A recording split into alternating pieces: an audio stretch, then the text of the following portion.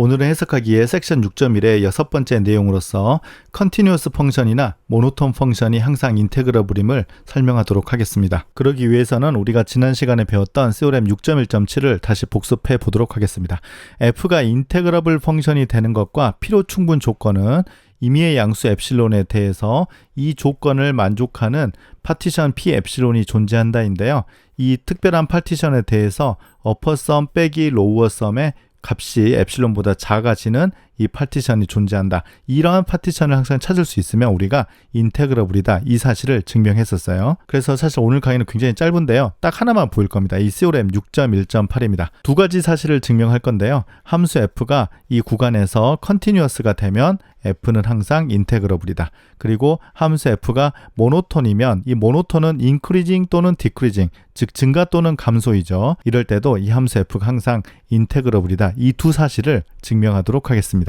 이때 우리가 theorem 6.1.7을 쓰는 이유가 있어요. 지금 함수가 컨티뉴어스나 모노톤, 구체적으로 함수가 주어져 있지는 않아요. 단순히 이 함수 f의 성질만 주어져 있습니다. 함수가 구체적으로 주어져 있지 않기 때문에 일반적으로 임의의 파티션에 대해서 어퍼썸이나 로우썸을 계산하기는 불가능해 보입니다. 하지만 컨티뉴어스나 모노톤인 경우에는 이 theorem 6.1.7을 만족하는 특정한 이 파티션을 만들어내는 것은 가능하다. 그게 이제 증명의 핵심이 될 것 같아요. 그러면 먼저 첫 번째 문장, f가 컨티뉴어스면 f가 인테그러블이다. 이 사실을 먼저 증명하도록 하겠습니다. 우리가 theorem 6.1.7을 이용해야 되기 때문에 첫 줄은 항상 이렇게 시작해야 되죠. 임의의 양수 엡실론이 주어져 있다. 이때 이 함수 f가 컨티뉴어스다. 가정이 사실은 이거 하나밖에 없거든요. 그런데 어디에서 연속이냐면 이 닫힌 구간 A, B에서 연속이거든요. 그런데 우리가 이제 해석하기 1시간에 배웠을 때 이 끝점을 포함하는 건 closed, 그리고 끝이 한 개가 있으니까 bounded, 즉 closed and bounded set, compact set이라고 우리가 공부를 했었어요. 그래서 compact set에서 연속 함수다. 그러면 이제 결론이 뭐가 있었느냐면 이 함수 f가 이 구간에서 uniformly continuous가 됐었어요. uniformly continuous 잘 기억 안 나죠? 밑에 그 정의를 써보도록 하겠습니다. 유니폼리 컨티뉴어스는 여기에는 이제 임의의 양수가 오는 거죠. 항상 우리가 늘 그랬듯이. 그래서 이 값은 우리가 조금 이따 정할 거니까 잠깐 잊어버려도 괜찮아요. 그래서 임의의 양수에 대해서 어떤 양수 델타가 존재하는데 x와 y가, 지금 이건 별로 의미가 없죠. 지금 이 정의역에 있는 모든 x, y가 차가 델타보다 작게 되면, 그러니까 x와 y가 이 델타보다 거리가 작게 되면 fx 빼기 fy의 크기를 우리가 임의의 양수로 줄일 수 있다. 여기서 가장 중요한 것은 이 x, y가 어디 있든지 상관없이 똑같은 수 델타보다 그 차이가 적으면 fx 빼기 fy의 크기를 마음대로 줄일 수 있다. 이것이 바로 유니폼리 컨티뉴어스였습니다. 그래서 여기 있는 델타가 이 포인트에 의존을 하지 않고 함수나 여기 있는 양수에만 의존하는 것이 포인트였죠. 그래서 지금 이 델타는 점에 의존하지 않는 상수다. 그렇게 생각하는 것이 중요합니다. 자, 그러면 파티션 p 엡실론을 어떻게 정하냐면 모든 부분 구간의 길이가 델타보다 작도록 그렇게 정하도록 하겠습니다. 이 델타는 바로 위에 있는 델타예요. 자, 이렇게 하면 장점이 뭐냐면 모든 그 서브 인터벌의 이 구간의 길이가 델타보다 작으니까 x하고 y가 예를 들어서 이 사이에 두 점이 만약 존재하면 이 길이가 델타보다 작으니까 x하고 y 그 차이도 무조건 델타보다 작게 되거든요. 그렇게 되면 이 부등식을 활용할 수 있다는 것입니다. 이게 이제 포인트입니다. 자, 그리고 이 함수가 이 컴팩트 셋에서 연속이면 하나 더 성질이 있었는데요. 뭐냐면 바로 최대 최소 정리가 성립한다는 거였어요. 그래서 이 구간에서 최대 최소 정리를 적용을 해볼게요. 이거 역시 컴팩트잖아요.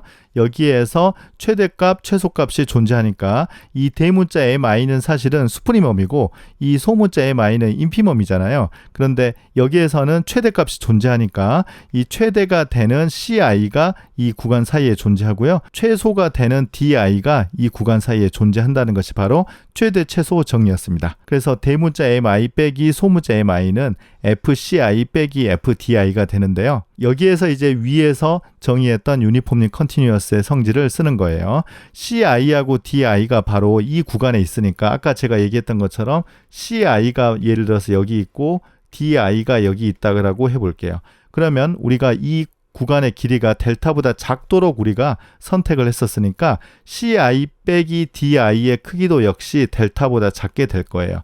그러면 이 xy가 어디 있든지 상관없이 두 개의 차이가 델타보다 작으면 이걸 사용할 수 있다는 것이 포인트니까 ci 빼기 di의 크기가 델타보다 작기 때문에 fci 빼기 fdi의 크기는 여기 있는 이 값보다 더 작아진다는 거예요. 이거 아직도 우리 안 정했어요. 그래서 이것은 이 밑에서 정할 겁니다. 여기는 이제 FCI가 최대이고 이게 최소니까 절대값은 필요 없겠죠. 자, 그래서 이제 마지막으로 이 특별한 파티션 P 엡실론에 대해서 어퍼썸 빼기 로어썸을 계산해 볼게요.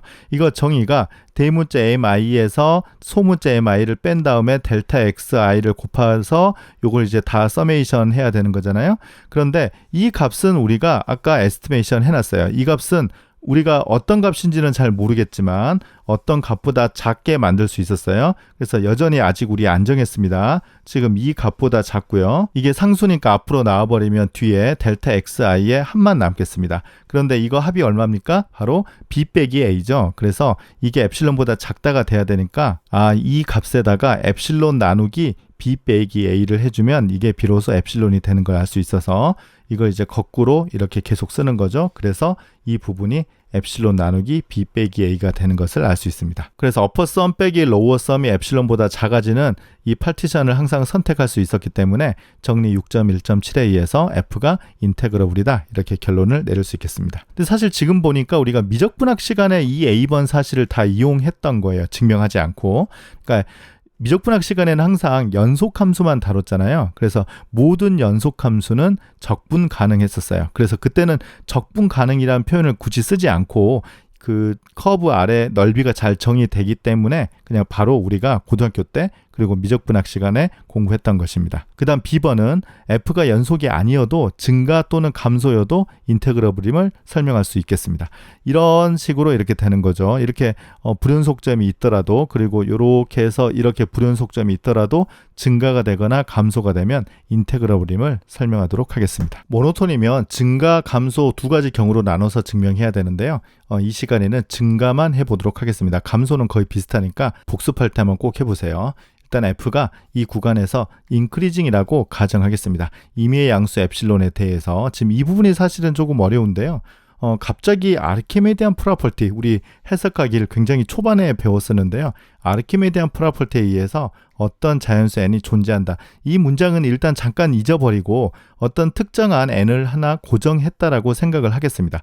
어떤 n인지 즉 이 뒤에 오는 것은 우리 해석하기를 했던 것처럼 뒷부분에 가서 결정하도록 하겠습니다. A번과 마찬가지로 시오렘 6.1.7을 이용해야 되니까 어떤 특정한 파티션 P 엡실론을 선택을 해야 되는데요.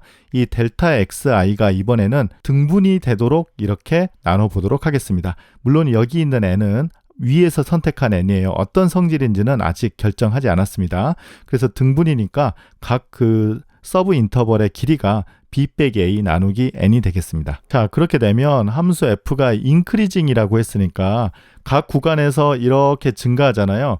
그러면 최소값은 여기, 최대값은 여기잖아요. 그래서 수프리멈, 인피멈 값은 쉽게 구할 수 있어요. 그래서 대문자 mi, 수프리멈 값은 fxi가 되고요. 인피멈 mi는 fxi 빼기 1이 되는 것을 알 수 있어요. 그러면 위에서 정의했던 이 파티션 P 엡실론에 대해서 어퍼썸 빼기 로어썸을 계산해 볼게요. 그러면 뭐 마찬가지로 수프리멈에서 인피멈을 뺀 다음에 델타 xi를 곱해서 서메이션을 하는 거잖아요. 그런데 위에서 델타 xi는 모두 상수였어요.